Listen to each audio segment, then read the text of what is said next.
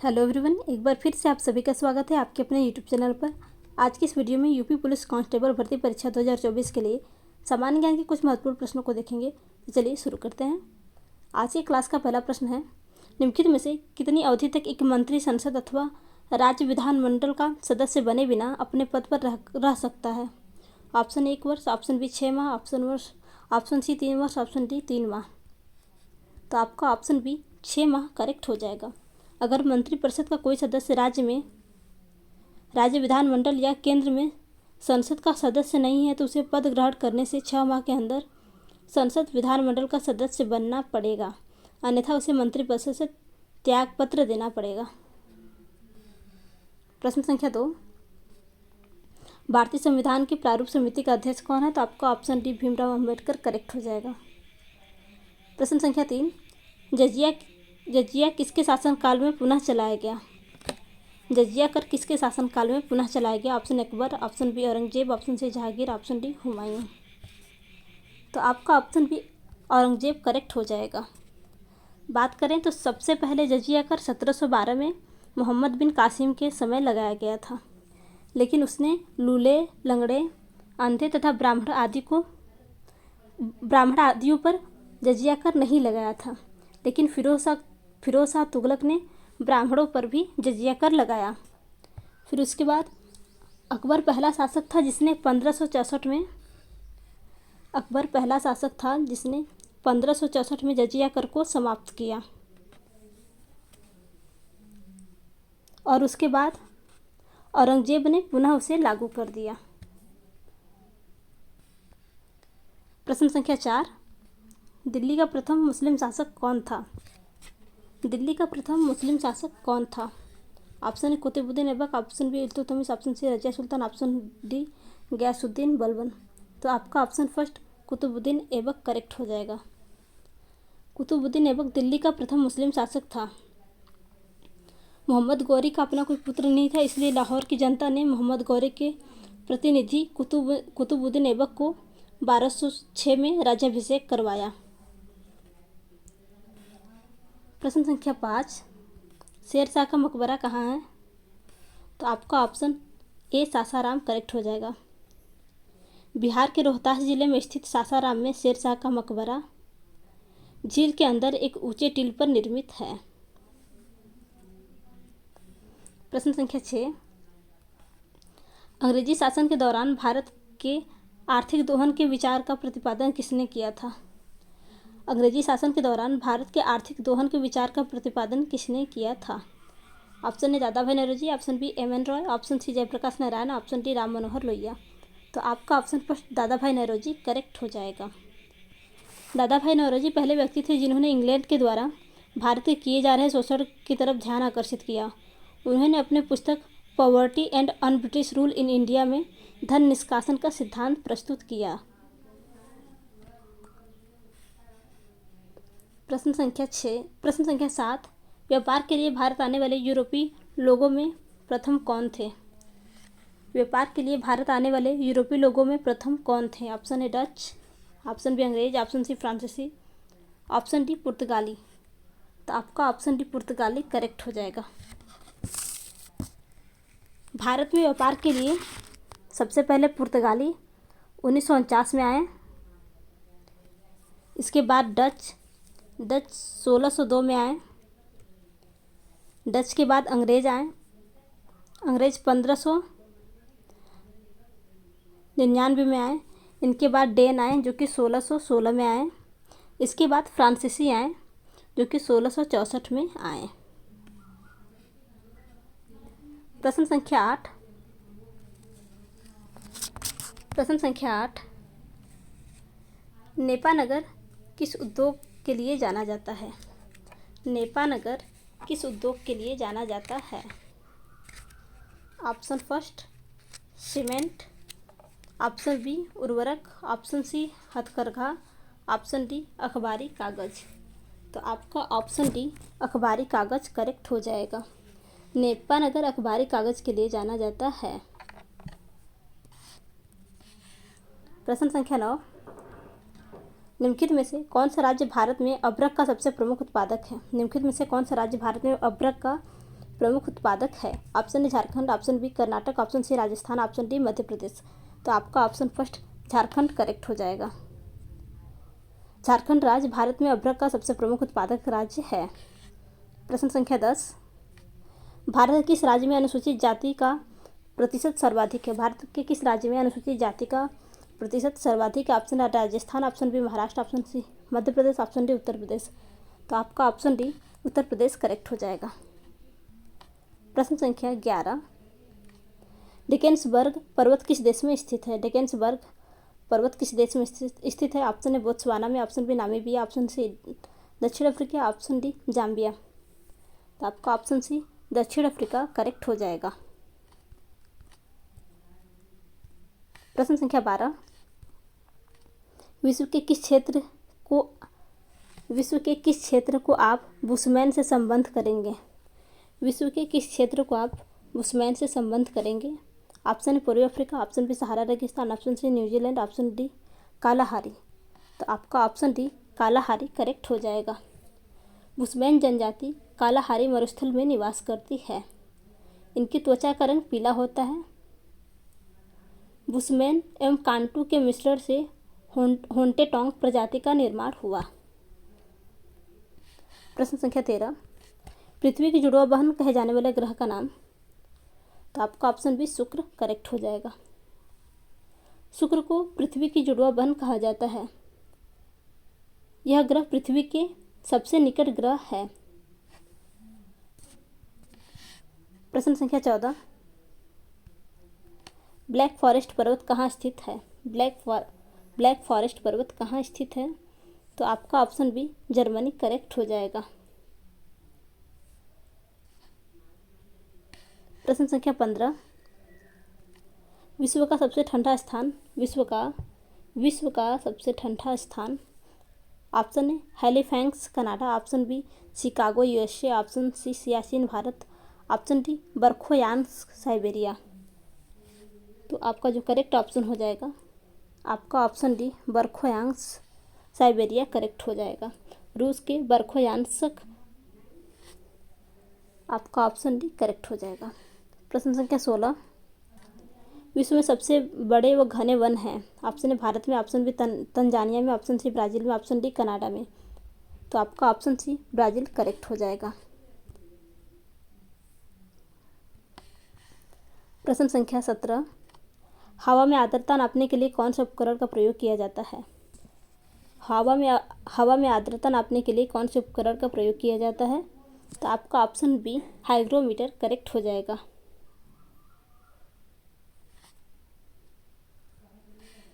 प्रश्न संख्या 18, एक प्रकाश वर्ष होता है।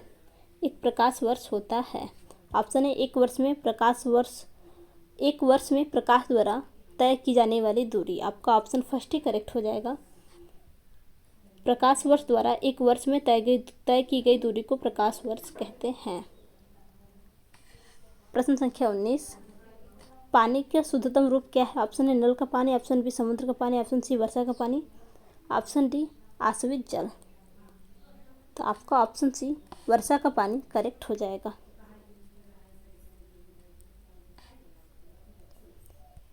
प्रश्न संख्या 20, ऑक्सीजन के बाद मूल तत्व सबसे अधिक उपलब्ध हैं। ऑक्सीजन के बाद मूल तत्व सबसे अधिक उपलब्ध हैं। Option A silicon, option B carbon, option C sodium, option D chlorine. तो आपका ऑप्शन ए सिलिकॉन करेक्ट हो जाएगा। प्रश्न संख्या 21, मलेरिया से प्रभावित होने वाला अंग है? ऑप्शन हृदय, ऑप्शन बी फेफड़ा, ऑप्शन सी गुर्दा, ऑप्शन डी प्लीहा।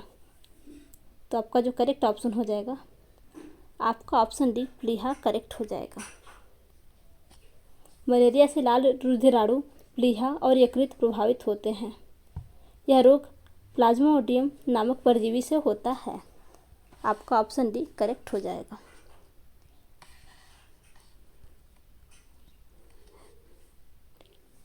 सूर्य की किरणों में कौन सा विटामिन प्राप्त होता है? सूर्य की किरणों में कौन सा विटामिन प्राप्त होता है? आपका option D vitamin D correct हो जाएगा। प्रश्न संख्या 23, उत्तर प्रदेश के सबसे अधिक और सबसे कम क्षेत्रफल वाला जनपद क्रमशः है। उत्तर प्रदेश की सबसे अधिक और सबसे कम क्षेत्रफल वाला जनपद क्रमशः है। तो आपका ऑप्शन बी लखीमपुर खीरी और संत रविदास नगर करेक्ट हो जाएगा। प्रश्न संख्या 24, उत्तर प्रदेश कौन सा नगर गोमती नदी के किनारे स्थित नहीं है? उत्तर प्रदेश का कौन सा नगर गोमती नदी के किनारे स्थित नहीं है? Option A Lucknow, option B Sultanpur, option C Jaunpur, option D Moradabad. तो आपका ऑप्शन डी मुरादाबाद करेक्ट हो जाएगा। गोमती नदी का उद्गम उत्तर प्रदेश के पीलीभीत जिले के फुलहर झील से होता है। उत्तर प्रदेश सुल्तानपुर जौनपुर नगर गोमती नदी के किनारे स्थित है। तो आपका ऑप्शन डी मुरादाबाद करेक्ट हो जाएगा। प्रश्न संख्या 25, उत्तर प्रदेश के किस जिले का गन्ना उत्तम कोटि का माना जाता है? उत्तर प्रदेश के किस जिले का गन्ना उत्तम कोटि का माना जाता है? तो आपका ऑप्शन ए मेरठ करेक्ट हो जाएगा। उत्तर प्रदेश के मेरठ जिले का गन्ना उत्तम कोटि का माना जाता है।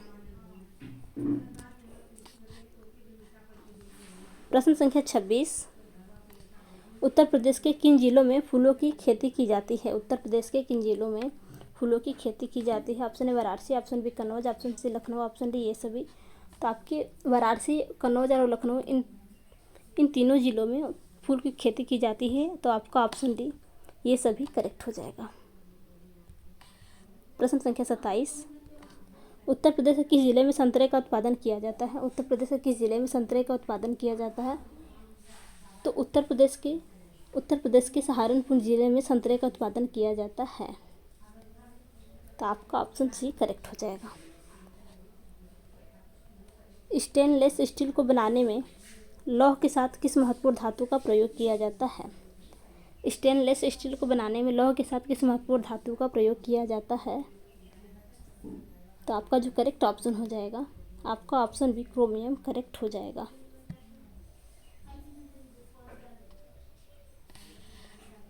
प्रश्न संख्या 29, निम्नलिखित में से कौन सी नोबल गैस वातावरण में नहीं पाई जाती है? निम्नलिखित में से कौन सी गैस नोबल वातावरण में नहीं पाई जाती है? तो आपका ऑप्शन सी रेडान करेक्ट हो जाएगा। रेडान को छोड़कर अन्य सभी गैसें अक्रिय गैसें वायुमंडल में पाई जाती हैं।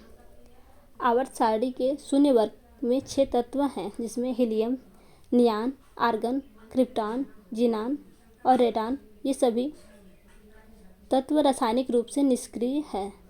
अतः इन तत्वों को अक्रिय गैस या उत्कृष्ट गैस कहते हैं।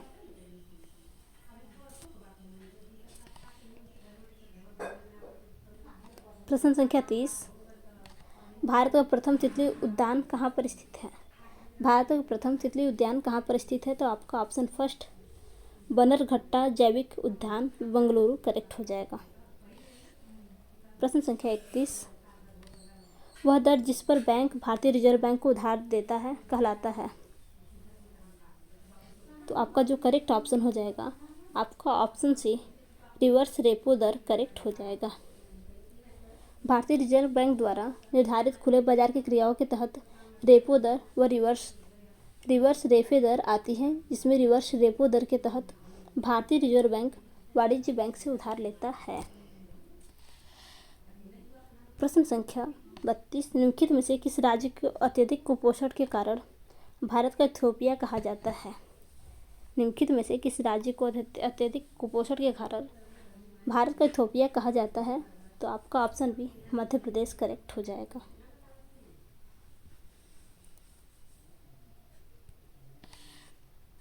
प्रश्न संख्या 33,